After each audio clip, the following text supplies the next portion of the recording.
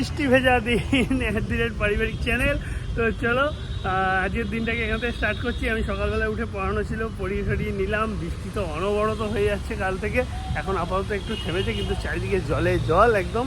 আমি মুদিখানাটা দিতে যাচ্ছি, 2 তারিখ হয়ে গেছে। কালকে বৃহস্পতিবার ছিল বলে দোকান বন্ধ ছিল, তাই দিতে পারিনি। আজকে গিয়ে দেখছি হোপফুলি খোলা, তো হ্যাঁ মনে হচ্ছে খোলা। দেখি আজকে মুদিখানাটা দিয়ে চলে আসছি। মুদিখানাটা দিয়ে চলে আসলাম। মুদিখানার দোকানের সামনে কাদা কাদা, স্লিপ খাচ্ছে, পড়ে যাওয়ার পুরো টেনশন। ব্লক করবো কি ওখানে, দিয়ে দিয়ে চলে আসলাম। এবার যাই, আমি ঘরের কাজ টাজ করি, একটু জামা কাপড়গুলো কাচতে দিই। অফিসের কাজে বসার আগে যতটুকু যা এগিয়ে দেওয়া যায় ঘরে, সে সমস্ত বিছানাপত্র তোলা হয়ে গেছে, গোপালকেও সেবা দেওয়া হয়ে গেছে। বাকি কাজগুলো সব করতে লাগি একটা করে। আমার আবার বাইকের পলিউশন এক্সপায়ার হয়ে গেছে, পারলে সেটাও গিয়ে করিয়ে আনি। পলিউশনটা এক্সপায়ার হয়ে গেছে আজকেই 2 তারিখে, তো গিয়ে ওটাও করিয়ে নিয়ে চলে আসি। তোমাদেরকে বললাম আমি এখন বাইকটা নিয়ে বেরোই। সামনেই পলিউশনের অফিস, আগেও দেখেছো, আগেও করিয়েছি। নিয়ে যাই, গিয়ে পলিউশনটা করিয়ে আনি, নাহলে আবার কখন কি রাস্তায় বেরোতে হয়, বেরোতে যে পুলিশে ধরে ফাইন হয়ে যাবে। গিয়ে পলিউশনটা করিয়ে নিয়ে চলে আসে। এসে তো গেছি, কিন্তু ব্যাড লাক ফ্রেন্ডস, এখনও বন্ধ, খোলেনি। মনে হয় 10টার পর খুলবে। তারপরে আরেকবার আসতে হবে, এটা মিস করা যাবে না, করে নিতে হবে। আর বৃষ্টিটাও এখন কম আছে, আবার যদি সারাদিন বৃষ্টি হয় সব বাস হয়ে যাবে। তো যাই, এখন আবার বাড়িতে ফিরে যাই। এদিকে জামা কাপড় কাছাকাছি করা সব হয়ে গেল, ওদিকে মুদিখানা রেডি হয়ে গেছে, ফোনের মুদিখানাটা রেডি হয়েই গেছে। যাই, গিয়ে চট করে নিয়ে চলে আসি। ওদিকে নিয়ে চলে আসলাম। এইবারে যাই, জামা কাপড়গুলো মেলে দিয়ে আসি, দিয়ে তারপরে এবার অফিসের কাজে বসবো। বা তার ফাঁকে একবার বাইকটা যদি ওখানে খুলে থাকে, 10টা তো বেজে গেছে, তাহলে ওটাও করিয়ে নিয়ে আসি। ও স্কুল থেকে ফিরে আমার খাওয়া দাওয়া দিয়ে দিয়েছে। এদিকে দুধ, পাউরুটি, ডিম আর কলা খাবো। আর এই যে ও স্কুল থেকে ব্যাক করে গেছে। কিছু বলো। কি বলবে, এখন আমি খাওনি। কি করবো বলো, কাজ করছিলাম। ফ্রেন্ডসরা জানে আমি সকাল থেকে কি কি করেছি। ওদিকে জামা কাপড় কেটেছি, পরিয়েছি, গোপালকে সেবা দিয়েছি। তাও আমি বলবো, তার সাথে সাথে বাইক নিয়ে গেছিলাম, বাইকের ধোঁয়ার পরীক্ষা দিয়ে বন্ধ, ফিরে এসেছি, আবার যেতে হবে, মুদিখানা এনেছি, অনেক কিছু কাজ করেছি। বলে কোনো লাভ নেই, আগে খাবার, টাইমটা এগিয়ে যাচ্ছে। টাইমটা এগিয়ে গেল। যারা ঘরে থাকে তারা টাইম টু টাইম খেয়ে নিচ্ছে, যাদের কোনো কাজকর্ম নেই। আর যাদের কাজকর্ম আছে, শরীরটাকে ঠিক রাখতে হবে, তাদের আগে খেতে হবে টাইম টু টাইম। বুঝলাম, ঠিক আছে, আর ভুল হবে না। আজকের দিনটা হয়ে গেছে। তো গুড মর্নিংটাও বলবে না ফ্রেন্ডসদের? গুড মর্নিং হয়ে গেছে, বুঝে গেছে ফ্রেন্ডসরা গুড মর্নিং। যেহেতু যাই আর কি বলবো, আজকে এখান থেকে শুরু করছি, মাথা গরম দিয়ে আমার ব্লগ শুরু হচ্ছে আজকে।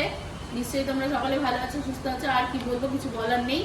চলছে রুটিন, সারাদিন কি হতে চলেছে না হতে দেখো। এই শুক্রবারের চাপ।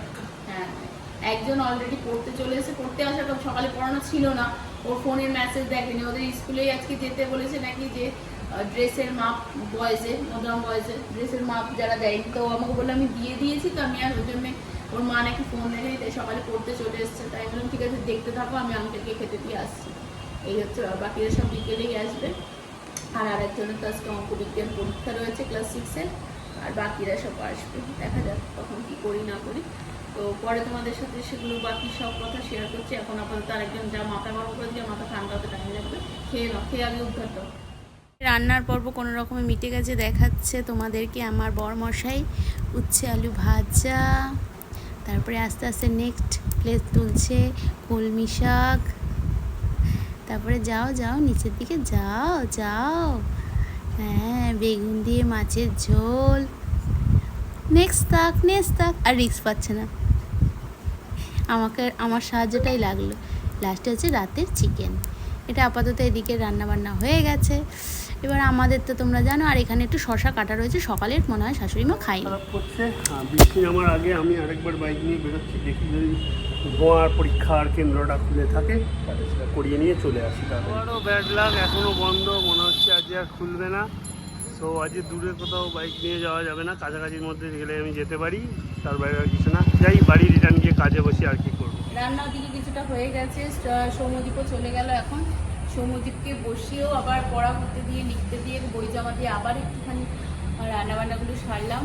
তো এখনও একটা রান্নার পর চলছে। তো ও তো দেখিয়ে দিয়েছে রাত্রির মাংস করে রেখেছি, রাতে মাংস আছে। আর এবেলা উচ্ছে ভাজা, কলমি শাক, তারপরে তোমাদের মাছ করেছি বেগুন দিয়ে, মেয়েও হয়ে গেছে। এবার যা যা দুটো সবাই খাবে। আর একটুখানি তরকারি করে রাখছি, সেটা হলো ওলের তরকারি বসিয়েছি। এটা বসিয়েছি, ওলের তরকারিটা হচ্ছে অলরেডি।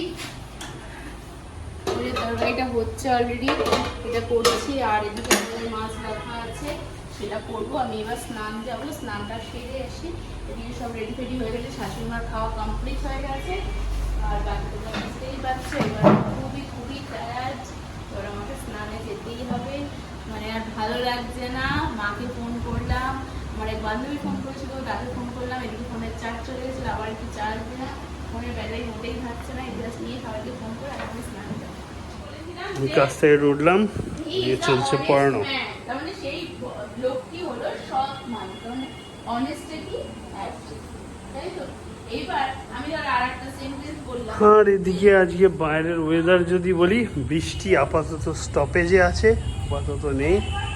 সারাদিন ভালোই হয়েছে, দুপুরবেলাতেও হচ্ছিল, এখন আপাতত থেমেছে। আকাশে তো মেঘ পুরো ভর্তি, এনি টাইম আবার ঢালতে পারে। আজকে আবার জিম যাওয়ার সময় না ঢালে, সেটাই এখন চিন্তার বিষয়। দেখা যাক কী হয়, কী হতে চলেছে, দেখি সেই মতন ডিসিশান নেবো। তবে জিম তো আজকে যাওয়ার ইচ্ছা, কেননা দুদিন পর পর কামাই হয়ে গেছে, আর কামাই করার ইচ্ছা নেই। এরকম করতে থাকলে আবার ওয়েট গেন হতে শুরু হয়ে যাবে, বিশেষ করে আমি তো খাই একটু যদিও সব ডায়েট খাবার দাবারই খাই, কিন্তু তাও আর কি ওই আমার খাওয়া দাওয়ার পরিমাণটা একটু বেশি। ও তো খুব মানে ভালোভাবে মেনটেন করে ডায়েটটা। যাই হোক, কিন্তু আমি চাইছি যাই, নাহলে এরপরে যখন আবার করবো না, গা হাত পা খুব ব্যথা হবে তখন। তাছাড়া তার উপরে একটা বড় কথা হচ্ছে, বাড়িতে বসে থাকতেও ভালো লাগে না। কাজ টাজ করে ওই জিমের টাইমটা একটা বিশাল রিল্যাক্সেশনের টাইম আমাদের। মানে হয়তো খেটে শরীরে কষ্ট হয়, কিন্তু মন খুব ভালো থাকে জিমে গেলে। মানে রিল্যাক্স ফিল করা যায় যে না, হ্যাঁ সব ঠিক আছে, করছি। মনটা সারাদিনের কাজের যে একটা ব্রেনে এক্সেসিভ স্ট্রেস থাকে, সেই স্ট্রেসটা দূর হয়, মনটা অনেক শান্ত থাকে।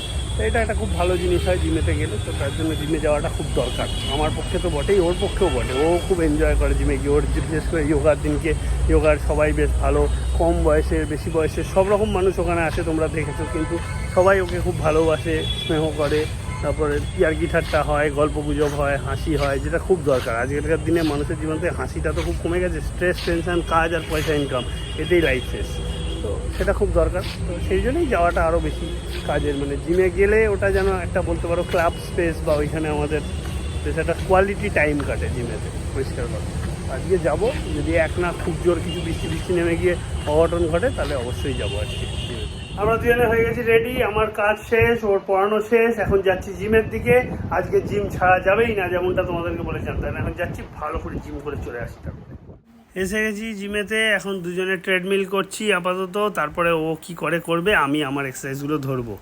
এই দেখো লিটন ওকে দিয়ে কী সব করাচ্ছে আজকে। ওরে বাবারে, এইসব টায়ার ফায়ার নিয়ে এই পাশ ফেলা আর ওই পাশ ফেলা। ওই ছেলেটিকেও করাচ্ছে আর ওকেও করাচ্ছে, দুজনকে একসঙ্গে ধরেছে, বলেছে এই করো একসাথে। ওর অবস্থা খারাপ হয়ে যাবে, হাত ব্যথা কালকে শিওর শট বলবেই আমাকে।